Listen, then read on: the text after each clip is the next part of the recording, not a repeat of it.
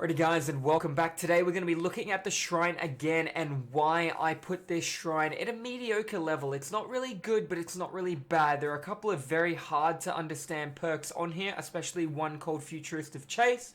The other ones are a little bit easier to understand but hard to utilize efficient and effectively. Alright, so let's have a quick look right now. We got Pharmacy. Pharmacy is a Quinton teachable perk, unlocked at level 35, followed by at level 40, which would be Vigil, and level 30, which is Wake Up. What does Pharmacy do? It allows you to open a chest 40, 60, and 80% quicker. When you're opening the chest, it's 8 meters quieter sound as well, so that's not too bad. It's not great, but you're opening it 80% faster. That being said, when you finish opening the chest, you're guaranteed to have a green medkit in there. If you don't know what a green medkit does, it considerably increases how fast you heal other people. Therefore, you're giving yourself built-in botany knowledge while healing others. It has no benefit when healing yourself, and you have enough charges in it to heal yourself once after the recent changes to medkits. So, it's guaranteed getting a green medkit. It's good if you want to farm green medkits. Greens are considered the second best medkit in the game, only to purple medkit, but I still do think green medkits are quite efficient and effective, especially if you stack it with botany. Keep in mind, running Pharmacy is going to guarantee you're going to plunder a green medkit on your first chest. Your second chest is random. Your third chest is random. If you had Plunderers and Pharmacy, your first chest is still going to give you a green medkit. If you had Plunderers, Pharmacy, and Ace in the Hole, yes, your first chest is guaranteed to give you a green medkit, guaranteed to give you one add-on, and a 50% chance to give you another add-on. So you can actually farm matches, depending on how well you perform and if you can get out with items, and you can always leave with one item, one add-on, guaranteed green medkit, and an add-on, possibly two add-ons. You can get some really good things out of medkits. Pretty damn good, I'm not going to lie to you. At the same time, Plunderers is more attractive for a player like myself, unless I was stacking Pharmacy with Botany Knowledge. Now, Pharmacy with Botany Knowledge, you used to be able to heal twice without any form of add-ons. Now, unfortunately, I believe you can heal once and twice if you land 2 great skill checks, which makes it a little bit more harder because you have to guarantee those 2 skill checks and you only have a couple of seconds to do it. Alright, so if we're going to move on to our next perk, we'll be talking about Pharmacy a bit more when we get down to Botany Knowledge. Moving on to our next perk, Futuristic Chase. Now, this is one of the hardest perks to explain to people in Dead by Daylight, okay? So the long story short, do you know how Monitor and Abuse works? Monitor and Abuse lowers your tear radius by 8 meters, and it increases your field of view until you enter Chase. When you enter Chase, your tear radius is increased by 8 meters, and your field of view is narrowed, alright? That's what it does. Futuristic Chase decreases your tear radius while in Chase. That sounds really weird, and you're absolutely right. We have a proper read here. Each token decreases your tear radius by 4 meters while in Chase. Now, I don't know about you, but that sounds really bad. First of all, you need to be in Chase, and if you're in Chase, somebody's going to be looking at you and knowing you're in Chase. The only people who can fake being in Chase and not in Chase at the same time would be Freddy Krueger and Michael Myers. There's no real other play. If a pig had it, it wouldn't be that great. So if we're looking here, you become obsessed with one survivor. You lurk in the shadows, eliminating your victims one by one. Now that sounds spooky, don't get me wrong. When your obsession is hooked, therefore, you have to chase your obsession. Futuristic Chase receives a token up to a maximum of 2 tokens, up to a maximum of 4, I believe, based on Tier 1, Tier 2, Tier 3. That being said, you cannot hook somebody 4 times, however, the obsession can change during a trial, based on Decisive Strike, etc. This being said, each token is going to increase your tear radius, decrease your tear radius by 4 meters. So that can go 4, 8, 12, 16. It doesn't say many benefits here as well. The killer may only be obsessed with one survivor at a time. When a survivor rescues the obsession from the hook, the rescuer becomes the obsession. Therefore, you can also trade different hooks in terms of getting more stokes and tokens. You lose all your tokens if the obsession is sacrificed or killed. It's unlike Save the Best for Last, something you have a benefit from when the obsession is dead. You lose the perk completely, so you kind of want to keep your obsession in the game as long as possible. Do keep in mind, if the obsession is dead and somebody else DS's me, he becomes the obsession. The perk comes back into play. Although it comes back into play, you would have lost every token based on the fact that the obsession is dead. You'd have to start as if you were starting the game again with no stacks of it. Okay, so that sounds really complicated, and I'm sure I've butchered trying to explain it. So let's talk about Michael Myers. Michael Myers has an 8-meter heartbeat. No, they actually nerfed that. Michael Myers has a 0-meter heartbeat in Tier 1, and he has a 16-meter heartbeat in Tier 2. Michael Myers with Modern Abuse has an 8-meter heartbeat in Tier 2. By default until he enters chase. 8 meters is not a lot of time to respond to 115% tier Michael Myers, who can come around the corner. Tier 3 with the longest lunge in the game and 10% vault benefit on Windows as well. Not a lot of time to react. That's from just having Modern Abuse and a wider field of view. As opposed to playing with this perk, first of all, I need to find somebody who's my obsession, hook him, then chase the other guy and hook him to get 2 token effects. With those 2 token effects, I still have a 16-meter heartbeat. Then when I enter chase, I have an 8-meter heartbeat. Do you see the value of how poor Futurist of Chase is as opposed to how rich Modern Abuse is? This perk is so damn complicated and hard to explain when you look at Monitor, and Modern Abuse outweighs it. Why? Because you get it at the beginning of the game. First of all, I'm talking about it on Michael Myers, who already has a very... There's no killer in Dead by Daylight that moves at 115% movement speed with a smaller heartbeat than 32 meters. There is not. But Michael Myers. Now, sure, you could run Modern Abuse and make it 24 meters on the Trapper, but what I'm saying by default, Michael Myers by default has a 16-meter heartbeat and 10% window vault in Tier 3. Take advantage of the window vault if you want with Bamboozled. Now you have 25% faster window vault. Fuck, you can put on Fired Up. It can be even faster. You can stack it with Wraith, Uncloak add-on. You know, there's a lot of different ways you can do it. However...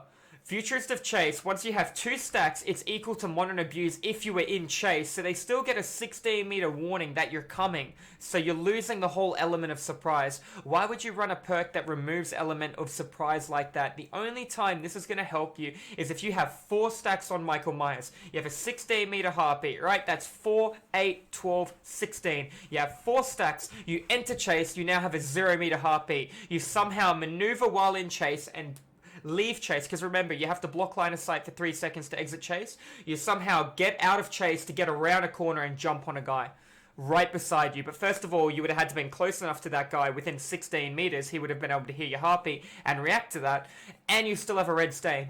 So do you see how very poor the benefits are from Futurist of Chase? Great idea, great concept, but unfortunately it's poorly executed when put into DBD, as first of all, it is overly complicated and it does nothing.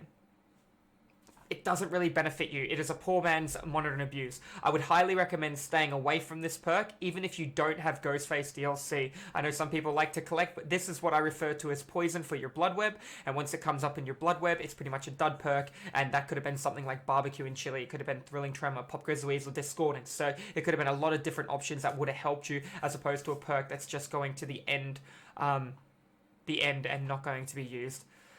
It's called Fugitive Chase. My apologies. I'm calling it something completely different. Chat has just confirmed that. Yes, my bad. Alright, moving on to Botany Knowledge. Now, I told you I'd entwine back in Pharmacy with Botany Knowledge here. Botany Knowledge allows you to heal 11% quicker, 22% quicker, and 33% quicker. That's on yourself, that's on enemies, that's on yourself, and that's on allies. Alongside, it's also going to benefit the fact that it consumes items slower. Now, the only item it will consume slower, as you can see, is healing. Item efficiency is a medkit. So while using a medkit, basically, for every 3 charges that are used, 1 charge won't be used, providing you're not landing a great. Whenever you land a great, you preserve 1 charge. So every 3 charges that are consumed, the medkit will treat as if you just landed a great skill check. You land a great during that time, medkit consumes 1 charge when 3 charges have been used. That might sound a little weird and a little complicated, but it shows you Botany actually gives you high value. Now, there are a couple of add-ons in Dead by Daylight with medkits now, and Botany could be quite a weapon. Back in 2016, DBD, you could heal in 6 seconds, right? That was for self-care. Now, over the course of the couple of years DBD's been out, you're going to be able to heal in 32 seconds with self-care. That being said, Botany Knowledge has kind of cut that time in half and then made it smaller. So you have a 16-second heal, and then you're taking 33% off. You're looking at about 11 to 12 second heal. Then you're landing great. So you can cut that 11, 12 seconds down to about 8 seconds with the right add-ons as well on a medkit, such as the gel dressing, the abdominal dressing. Now, I know some of that stuff just recently got changed. That being said, I highly suggest you try it out on a medkit. You can heal in 8 seconds. You can heal in chase against a killer. It is devastating. It is very powerful. You see a lot of really good loopers running Botany Knowledge, Dead Hard, Iron Will, and probably Adrenaline or DS. You'll see that quite often. Now, you might be thinking, why would you want Botany and Iron Will? Well, that's a good question. Iron Will allows you to take Jungle Gyms with something I refer to as unique pathing to lose a killer or confuse a killer to reset on Bloodlust. That being said, this is going to allow you to duck out of line of sight, start your heal. You can react with your Dead Hard, providing it doesn't bug, and there's a lot of different plays you can do around that too. So it could be quite a very, very good perk. Right, moving on to the next perk, I would highly recommend getting this perk, but at the same time, it is a perk that's already in Dead by Daylight. It's a Claudette perk unlocked at level 35, followed by Self-Care at 40 and Empathy at 30. Highly recommend leveling up Claudette for it, because Empathy is going to give you good understanding of the map layout, as well as when your teammates are being chased. It might allow you to be a little bit more ambitious about your gameplay, so you're not relying on Spine Chill, Premonition, Alert, any of that kind of thing. It might give you the confidence you need to be on generators a little more, which will help the team a lot in the long run. Remember, 33% faster healing, that's more than Sloppy Butcher. Sloppy Butcher is like a 25% penalty, therefore you completely counter the perk altogether and you get a benefit out of it. However, some people will argue it's outweighed by a new Nancy perk that allows her to jump in a locker and heal in 6 seconds, but she has to have broken a totem prior to that to be able to do that. Moving on to the next perk, Enduring. Well, this used to be the MVP perk of DBD. Now, recently, it suffered a huge nerf. They buffed how quickly killers recover from stuns by default, so even without the perk, and they nerfed this perk. This perk used to be 50, 60, 75%. Now it's 40, 45, 50%, whether it's tier 1, tier 2, or tier 3. So while you walk into a pallet, you take the pallet stun, you recover 50% quicker, then you break it. All other killers, every killer in the game recovers at the same speed, even without Enduring, so the nurse will cover it at the same speed as the trapper. That being said, you got to be mindful of certain little things, like Enduring's really good with Spirit Fury, did suffer a big nerf, remember when that was reduced from 75%. However, with enough time and experience in Dead by Daylight, as a killer main, you will understand what pallets you just walk into. So a survivor might try and bait a pallet and then run for a lap. If he's at a jungle gym with a really good window and it's his first time running to the pallet and you have a chainsaw, pull the chainsaw up and go right through the pallet. Worst case scenario, he pallet stuns you. You just save 3 loops on that window and this killer survivor running away. Best case scenario, you chainsaw him. Worst case scenario, you get the pallet. There is no bad play in it. He's not going to be able to utilize a window. You got a really powerful jungle gym out of the way. And then if you didn't get the hit, you leave. If you did get the hit, he took bad pathing, take him out. You got the hit, he took good pathing, then you leave. It's all about how long you commit to a chase. You should not be chasing somebody for more than 15 seconds without hitting them or getting a pallet. If you did, you've generally made a mistake. You'll have bloodlust. You should force out a hit or a pallet again straight away and then rotate off of that. Or hit him if he takes bad pathing. One of these kind of things. If you could force the pressure, force it. I was playing a game of Freddy Krueger not too long ago. I hit a guy near the start of the game and I literally just left him, went in a different direction, caught up with other players. It just shows you that putting the fear factor into somebody being hurt. Now, what's he going to do? Did he have a med kit? No, he didn't have a med kit. Cool. Best case scenario, he has self-care. 32 seconds, he's going to be doing nothing. 32 seconds, he's out of chase. Everybody else is on full health. Now I can keep pressure on 2 people. Therefore, 2 other people aren't could possibly be doing Jennies rather than 3 people. That being said, that guy jumps on a generator. Cool. Now his only play is to Dead Hard me based on the fact that he's been greedy. I'm probably going to know he's got Dead Hard or Iron Will if he didn't heal. These kind of things I'll keep in mind. If he had a med kit, then maybe I would have played a little different. It all comes down to what survivors are holding. What I'm trying to say though is 9 out of 10 times, if you don't know what to do, walk through the pallet. Take the pallet stun, break the pallet, and rotate. Really good survivors will bully you at good pallets, and then preserve the good pallet to give you a bad pallet, end chase, then come back to the good pallet loop you at it, take a bad pallet. Much like the shack. Somebody can loop you at the shack for 3 times, force the window to seal, and then leave to a bad jungle gym, throw a bad pallet, go across the map, maybe take a hit, run all the way back around to the shack, loop the shack 3 times, throw another pallet. That's how you loop a killer for 5 gens. You understand what is a powerful jungle gym, and then you constantly recycle it. That's what's going to win you the game. As a killer, if you see the way a survivor's running, why do you think the survivor waited for you at the corner looking at you? He waited so you come in that direction so he can take a window or a window vault. Think of a survivor as somebody who has to plan everything out. As a killer, sometimes it's better to take the long way round but cut off a window that a survivor can do.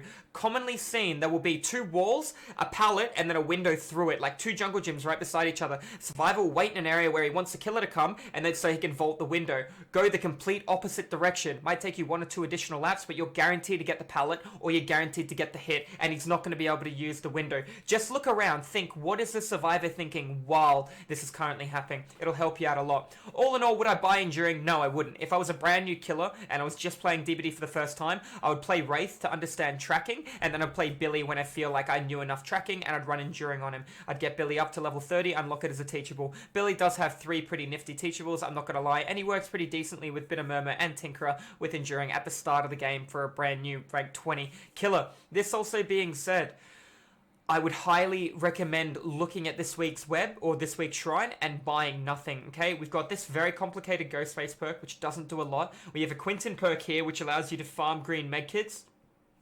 It's not bad. It can help, don't get me wrong. You've also got Botany, which is a Claudette teachable, which comes pretty early at level 35, costs you about 800k to get. And then you have Enduring, which comes at level 30 for a Billy. I would highly recommend you preserve these shards, these iridescent shards, and you don't waste any of them this week. But, alrighty guys, that's going to be all. If you want to learn anything more about DBD, please don't hesitate to come over and check the live streams. You guys have a wonderful day, and I'll see you in the fog.